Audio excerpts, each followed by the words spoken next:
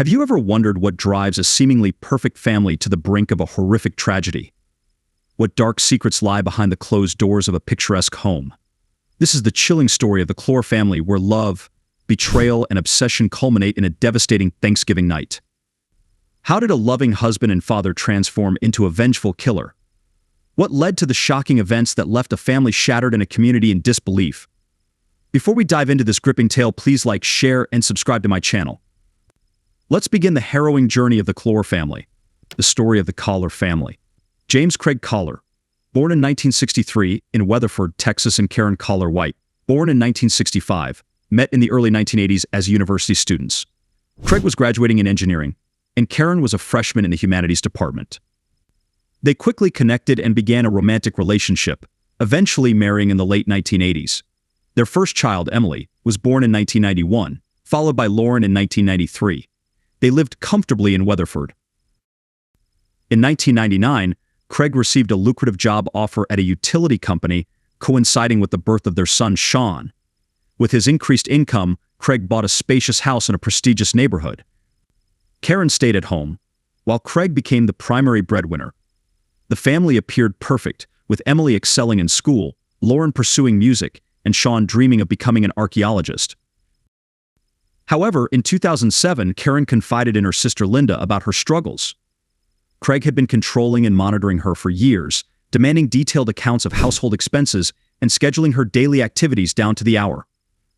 The entire family lived on a strict schedule set by Craig, with no free time for Karen, only duties and responsibilities. Craig's obsession with control intensified over time, making Karen feel enslaved. Despite the facade of a perfect family, Karen was on the verge of a breakdown. She didn't want to destroy her family but decided to find a job to gain financial independence and some sense of freedom. Karen's new hobby. Despite her responsibilities, Karen was in great physical shape. She followed good nutrition, dieted periodically, and jogged daily.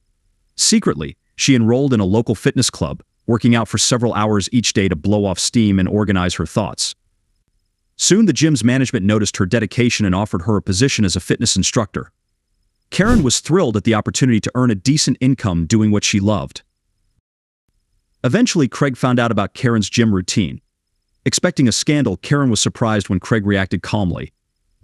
He seemed pleased she had found something to do and was earning money, as long as she met his conditions, being home when he arrived, cooking meals, and not disrupting their intimate life. Karen agreed, appreciating her newfound freedom and financial independence. Surprise romance. At the gym, Karen met a new instructor named Sonny Rice. They quickly became friends, and Sonny became a trusted confidant. Their friendship soon blossomed into a romantic relationship, which they kept hidden. Karen eventually decided to confess everything to Craig. Although puzzled, Craig reacted calmly, and the next day proposed he join their relationship. Karen was shocked but went along with it initially. However, Craig's involvement felt like a game of dominance. The peculiar love triangle didn't last long, and Craig was made to realize he wasn't welcome. Feeling insulted, Craig demanded Karen end the affair, but she continued to date Sonny, genuinely in love. A move to another state.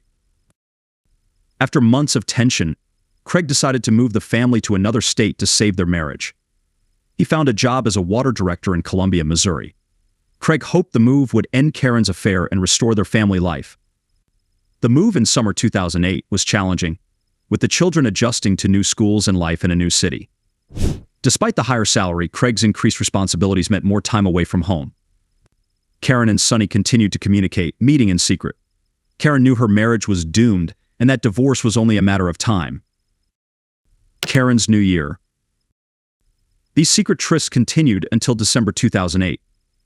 On New Year's Eve, the Kahler family returned to Weatherford to visit family and friends, where Sonny was also present. At first, Karen and Sonny behaved discreetly, but as the party progressed, they became more open, holding hands and exchanging longing glances. Some guests even caught them kissing. Craig was furious, feeling humiliated in front of friends and family. He made a scene, verbally attacking Karen and Sonny, and forcibly dragged Karen away. On the way home, he lost control, shaking her violently and slapping her, causing her to fall and hit her head. Divorce and painful harassment. After returning home, the conflict escalated.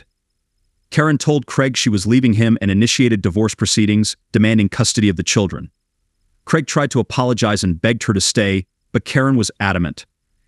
She obtained a divorce, and Craig began harassing their mutual friends and relatives, trying to convince Karen to stay. Despite his efforts, Karen remained firm in her decision to leave for Sonny. In early 2009, while still living under the same roof, another argument led Craig to physically assault Karen. She reported him to the police, and he was arrested.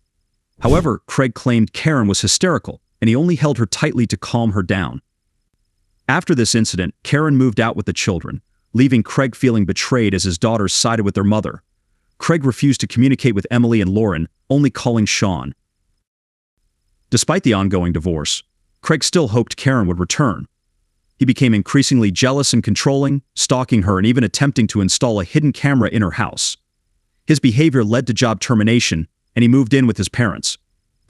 With ample free time, Craig continued to harass Karen, leading her to take him to court to stop his stalking. Horrible Thanksgiving.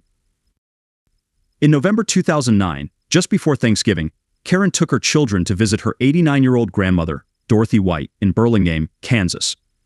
On the evening of November 29th, police received a call about a suspicious van and gunshots at Dorothy's home. Neighbors reported seeing a man enter the house and heard screams and gunshots. When police arrived, they found a terrified Shawn calling for help. Inside, they found Dorothy alive despite gunshot wounds, but Karen, Emily, and Lauren were dead or dying from gunshot injuries inflicted by Craig. Dorothy and Lauren were rushed to the ICU but died soon after. The witness. The only surviving witness of the tragic events at his great-grandmother's house was Shawn. In a state of shock, psychologists worked with him, but he still needed to be thoroughly interrogated. Shawn recounted that on the evening of the incident, his mother was in the kitchen preparing dinner. Suddenly, the back door swung open, and his father entered with a shotgun. Without a word, Craig pointed the gun at Karen and shot her twice. For the first few seconds, Shawn froze in horror. When his father turned and stared at him without aiming, Shawn realized he had to run. He dashed out the back door, intending to alert his grandmother and sisters. As he reached the threshold, he heard more gunshots. Fearing to enter the house, he hid in a small outbuilding, waiting in terror for his father to come after him. Craig's actions devastated the family, and the once seemingly perfect family was shattered by his violent outburst. The arrest. Craig was immediately put on the wanted list, with warnings that he was armed and extremely dangerous. Police received several reports of a speeding truck, which helped them track Craig's direction. He abandoned his vehicle in a wooded area and started walking down a deserted road. Law enforcement quickly apprehended him the next morning. Craig had left the rifle and ammunition in the back seat of the truck, with prescription medication for depression and anxiety disorders lying next to the driver's seat. He did not resist arrest and appeared confused and frightened. At the police station, Craig admitted his guilt, telling the investigating officer about his wife's affair with Sonny, the humiliation he felt, and how his attempts to save his marriage cost him his job and self-respect. He cried and said he didn't know what led him to take such a drastic step, feeling betrayed by everyone, including his daughters. Trial and fair sentence. Craig's trial began in December 2010. Advised by his lawyer, Thomas Heaney, Craig recanted his initial confession, blaming his actions on mental illness and insanity. It was his only chance to avoid the death penalty for murdering 4 people. Heaney argued that Craig was in a difficult psycho-emotional state after his wife left him for a lover, his children sided with their mother, he lost his job, and was forced to move back into his parents' home. However, Kansas had repealed the law that allowed criminals to plead insanity for leniency in 1995. The prosecution found no evidence of insanity in Craig's actions, only cold calculation.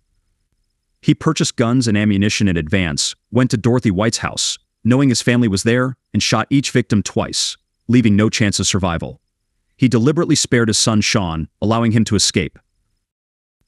In August 2011, Craig was found guilty on all counts and sentenced to death. Shawn, who was 12 years old at the time, testified at the final hearing, stating he did not wish his father dead as he was his only close relative left. Despite numerous appeals by Craig and his attorneys, the verdict remained unchanged. Today, Craig is still in prison, fighting to have his case reviewed and his death sentence overturned. After the death of his mother and sisters, Shawn was taken into custody by his maternal grandmother. Now an adult, Shawn has finished school, received an education, and decided to stay and work in his home state. The story of the Kahler family is a stark reminder of how fragile the veneer of a perfect life can be. A seemingly loving husband turned into a monstrous killer, driven by jealousy and control. How did a family's dreams turn into a nightmare? What lessons can we learn from this tragedy about the dangers of unchecked emotions and the importance of seeking help? As we reflect on this heartbreaking tale, let us remember the victims and the impact on those left behind. Thank you for watching. If you found this story compelling, please like, share, and subscribe to my channel for more stories that delve into the depths of human behavior. Stay safe and take care.